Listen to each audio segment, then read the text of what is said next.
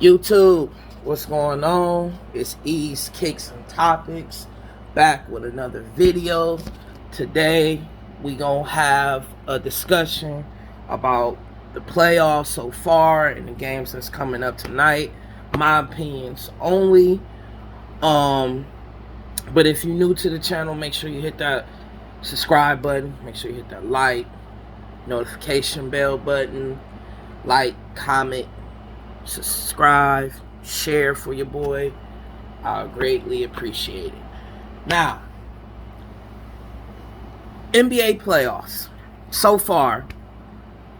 I guess I can start with the Bucks and the Heat.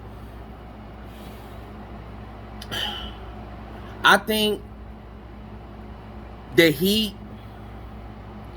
the Lakers, and Brooklyn, they all have the same common problems. And what I mean by that, this postseason run for all three of those teams is based on chemistry. Now, we know with all three of those teams, all their players hasn't been healthy. So the chemistry is really not there. The Lakers, I'll get to that in a minute. But that's what hurt the Clippers last year. With Kawhi being low management a lot. I know he did it this year or every year, whatever. But that hurt their chemistry. And like Paul George said, he was out when the season started. So when he finally came back, he had to really plug himself into the offense. There really wasn't no chemistry. So, I mean, you might get lucky like, the Lakers or, Brooklyn, where you just got the talent. Same thing for Brooklyn. Kyrie on and off the court issues. He missing games. KD missing games. Harden missing games. Chemistry. But when they on the court, stuff just work. But the Heat, Jimmy Butler been out. Dragic probably been out. Tyler Hero ain't been the same player. So it hurts them. And with the Bucks, if the Heat don't win their next game, it might just be a sweep. I might give him a gentleman's sweep, 4-1. But Jimmy Butler, he looked like he just ain't got it right now. Like, I don't know if he physically drained from that finals run, because he really put everything on the line to try to win that finals last year. He really ain't. I mean, he had glimpses this year here and there with good games, but that's neither here or there. So the Bucks might get a sweep, might be a gentleman's sweep, or the Heat could come back, even a series up. You never know, but I just don't think the Heat got it this year. Philly, Washington. I'm still not sold on Philly, but Washington don't have enough to battle with Philly as far as Embiid go. Westbrook can do everything that he can. Bradley Beal can drop 40 points every game. It's just Embiid. They have no answer for Embiid. So I think that game might go 5 games, maybe, at the most. I don't really too much care about the Jazz and Memphis game. I mean, I really don't care who wins that, honestly. That's just not an interesting series. Either Ja Morant is start trying to prove that he a top 5 point guard in the league. Dude been hooping. He really been hooping. Trying to think. What's the other games? Sorry, I'm trying to remember all the games before the main games that I want to talk about. Okay. The Knicks and Atlanta Hawks. I feel like the Knicks probably gonna pull it off because all the hype that they got it, but I wouldn't be surprised if Atlanta do upset them, or if that is an upset. I mean, they both, you know, upcoming teams in the league right now. So I wouldn't be surprised if Atlanta upset them, but I would go with New York because, I mean, Julius Randle didn't up this game, and Derrick Rose is just a better Derrick Rose, like more polished, more careful, make better decisions with the ball instead of drive, fast, and you know, say out of control type. So that's that. Then you got the good game, Denver and Portland.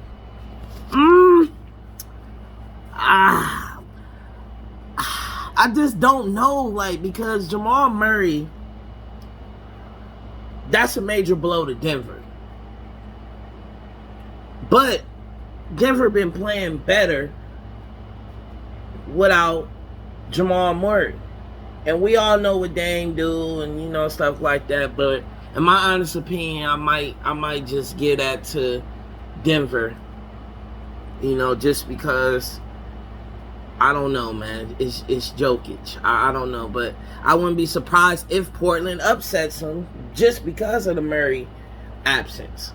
So I wouldn't be surprised there. Then, one of the main topics, Dallas and the Clippers.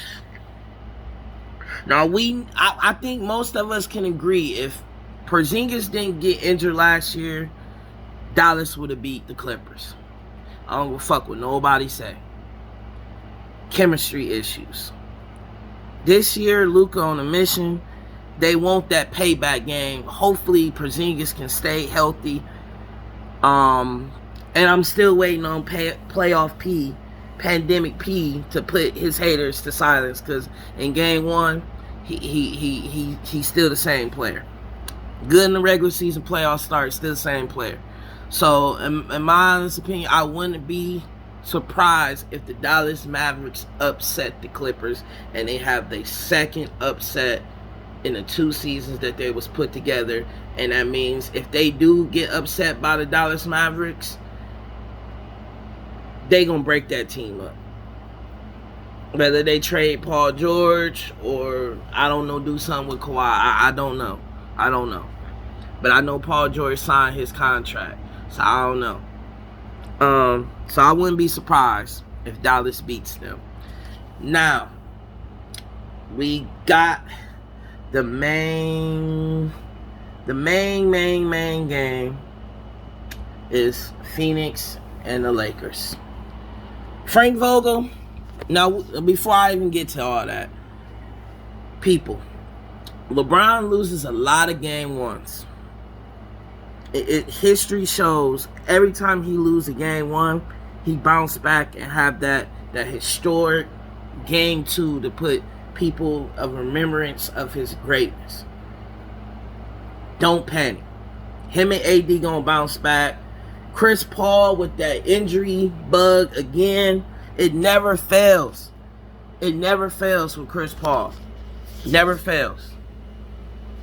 The injury bug all over again on Chris Paul. I'm trying to get my camera. With Chris Paul. So, you know, this might be a done series. Maybe 4-1, maybe in 6. I don't know. But you can kiss the Suns goodbye because LeBron ain't losing game one. I'm sorry to tell people that. It is what it is. He gonna bounce back, have a good game, you know, and go from there. So, and then, you know, all the haters gonna be mad and saying all this other BS and Chris Paul's injury. Chris Paul do good, man. I just don't know what it is about when the playoffs start. Then, almost forgot the game. Brooklyn and Boston. I really didn't want to talk about it because we pretty much know who's going to win that series. It's going to be the Nets, obviously. And I think Kyrie just gonna have one of those games where he gonna show out. It might be in the Garden. But I know him and when he was guarding Tatum, there was a little physical between them.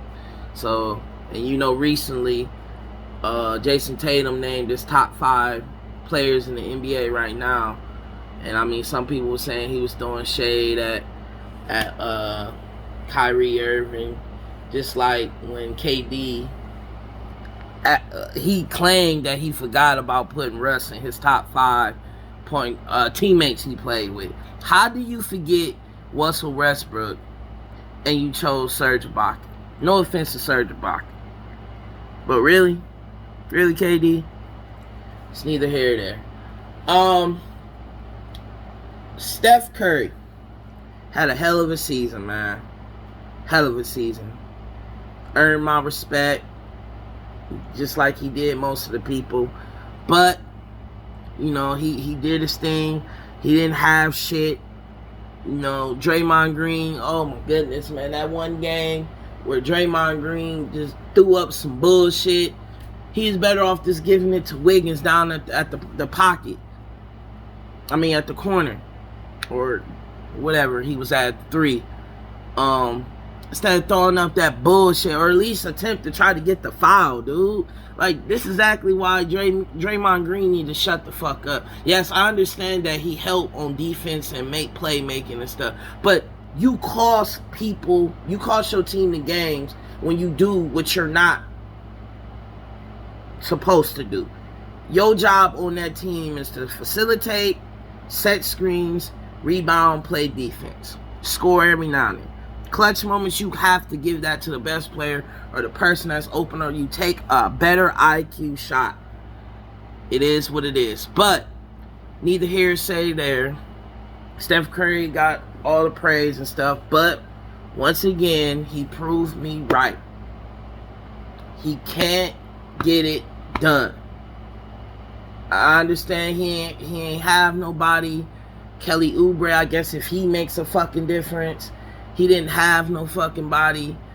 You understand? And he couldn't get him to that player. Good for the play-in. He balled out in the play-in, but LeBron just hit a good Hail Mary shot. But he cannot get it done. And I don't want to hear all that hate and shit. Oh my God, everybody, he didn't have no. Okay, when LeBron didn't have shit, or any other player that didn't have shit that was able to carry a fucking team to deep in the playoffs, or just the playoffs in general, what's the fucking excuse for Curry? Because from what I was told, that the season that Curry had, he was the best player in the league. You should have tried your damnedest to pull that team, man. I know it's hard. I know he had 40 in the play-in game and stuff like that, but I don't know what else you want him to do. Y'all want LeBron to do all this other shit, KD to do all this other shit when they drop good numbers or whatever the case may be. He don't get a pass. Keep that same energy with him like y'all do everybody else. I've been saying he can't get it done by himself. Now, Klay Thompson sitting over there sending warning shots. Steph Curry sending warning shots. We'll see. But overall, the playoffs is cool. Oh, my bad. Yeah, the playoffs is cool. The Lakers, I expect Frank Vogel. Like, I thought the Marc Gasol move early in the season was a bad move. And I guess I was wrong on that, because now I see why they picked him up. And I'm going to tell you why I was never sold on the Andre Drummond signing. Andre Drummond doesn't have any ability outside the paint. He ain't got no 15, 18-foot jumper. It's like right now he's scared to get rebounds. So he clogs up the paint. So when he clogs up the paint, that makes Anthony Davis become a jump shooter, and that's not what you want. You want Anthony Davis to be aggressive. So when you insert Marc Gasol, he can go out to that key, bring the big man out. LeBron and AD can drive, KCP can drive, Dennis Schroeder can drive. But Marc Gasol, you got to give him respect on the key because he can hit that three. Now, Anthony Davis got to quit being a fucking sucker, and I'm going to always say this. He always say that he hate playing center.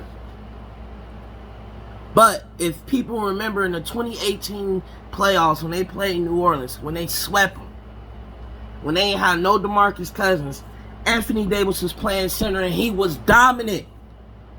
He was dominant. If they can put Kuz at the 3, Brown at the 4, and AD at the 5, man, that stuff would be so crazy.